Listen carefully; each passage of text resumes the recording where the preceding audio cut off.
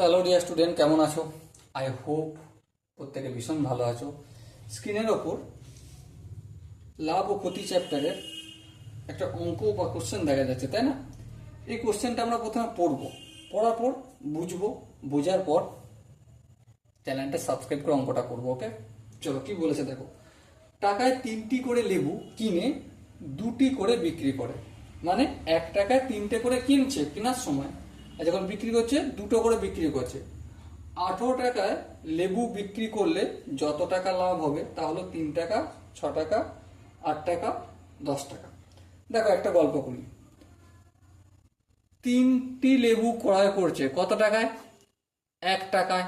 হ্যাঁ, তাহলে একটি লেবুর ক্রয় মূল্য কত? 1/3 টাকা। এখানটা আশা করি ক্লিয়ার।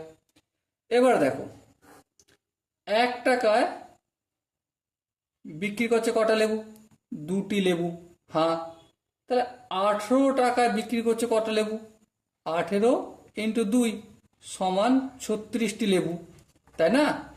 18 টাকায় লেবু বিক্রি করেছে, তো 18 টাকায় যদি লেবু বিক্রি করে কটা লেবু বিক্রি করেছে? 1 টাকায় 2টো দিলে 18 টাকা, 18 দুগুণে 36টা। এবার এই 36টা লেবু ক্রয় করতে তার ক টাকা খরচা হয়েছে? আবার এখানে ফিরে আসো। 36টি লেবু ক্রয় করতে খরচা হয়েছে 1/3 ইন্টু 36, 3 3 12 36, তাহলে 12 টাকা খরচা হয়েছে। তাহলে দেখো 12 টাকা, এই যে লেবুগুলো 36টি লেবু ক্রয় করতে খরচ করতে হচ্ছে 12 টাকা। ওকে, আর বিক্রি করেছে কত টাকায়? 18 টাকায় বিক্রি করেছে। তাহলে লাভ ক টাকা? লাভ সমান সিম্পলি কি জানি, 18 বিক্রয় মূল্য মাইনাস ক্রয় মূল্য সমান 6 টাকা লাভ। ওকে, আই হোপ অঙ্কটা কারো বুঝতে সেরকমভাবে অসুবিধা হয়নি, হওয়ারও কথা নয়।